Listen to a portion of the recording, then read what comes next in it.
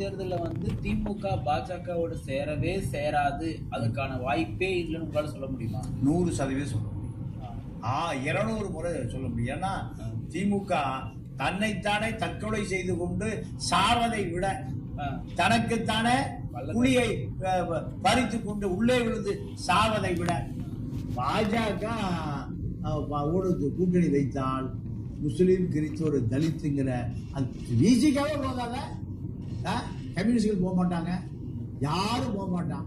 திமுக வாக்கு ஆனா அதே மாதிரி 29 தேர்தலில் வந்து இப்ப டிவிகள் இருக்கக்கூடிய விசிகாவோ கம்யூனிஸ்டோ வந்து இடம் மாறத்துக்கும் வாய்ப்பு இருக்கு. வாய்ப்பு இருக்கு.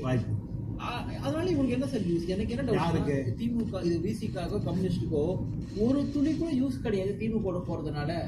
திமுக அண்ணாதிமுக போலாம்.